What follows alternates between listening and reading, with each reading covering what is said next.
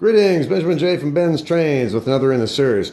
Well, after doing a judicious series of experiments on how to mount this motor, I think I found the correct way.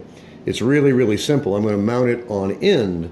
As you see, the motor is actually sitting there, or in the frame standing on end, as you can see. And I've just got it clamped in place with a pair of needle nose vice grips for now. But as you see, this works with no problem at all. Put the wheels back on, and as you see, this is going to work absolutely perfectly.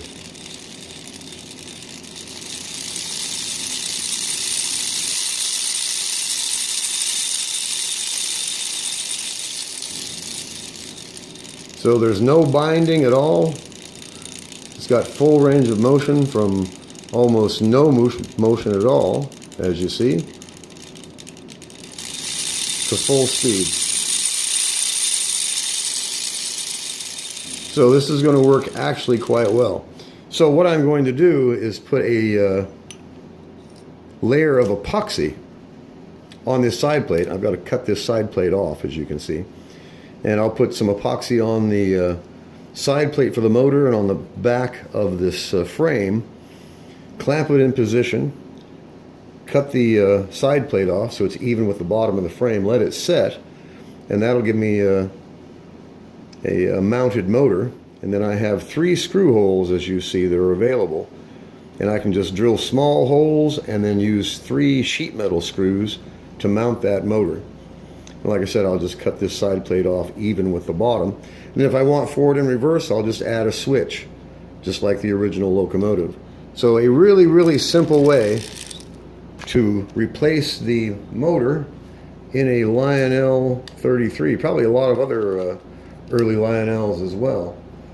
So it works. There's no doubt about that. It works actually quite well. You can see how slow you can run this. So it's really efficient. It's really simple. It's really inexpensive. This motor was just made out of parts. But as you can see, no doubt that's going to work. It's going to work really, really well. And there's already 3 existing holes that I can use for sheet metal screws to mount this motor. And you still have access to the brushes and the armature for lubrication. So there's absolutely no reason in the world that this will not work. So I'll probably have this up and running by tomorrow. We shall see. But as you can see, it works. It works really, really well. It's efficient, it's simple, really inexpensive, and really, really easy to do.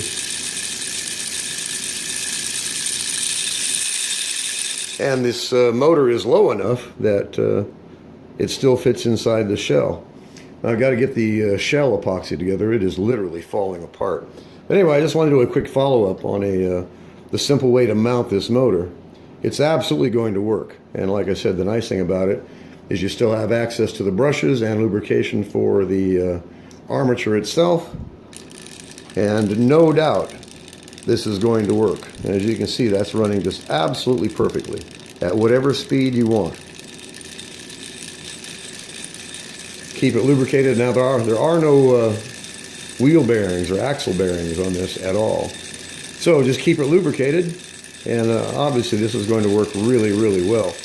I'll do some final adjustments, put the epoxy on it, epoxy it into place, and then drill the holes and put in 3 sheet metal screws, and the motor problem is solved. This is going to work really, really well. Anyway, I just want to do a quick follow-up video. It's really simple, it's really easy to do. It'll probably work on lots of other early Lionels as well. But it sure does work. So all I have to do is cut off this side plate so it's even with the bottom of that frame, epoxy it in position, drill 3 holes, put in some sheet metal screws, and the motor is mounted and ready to run. So by tomorrow, if I had some track, I could actually run this thing. I've got the contactor for it. Now it's just a matter of wiring it, putting the screws in the motor, putting the shell back on it, putting it on a rail, and seeing how it runs. But there's no doubt this is going to work just absolutely perfectly.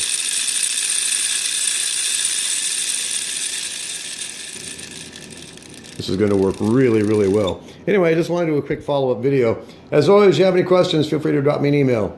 BENZTRAINZ@gmail.com. And as always, thank you for watching.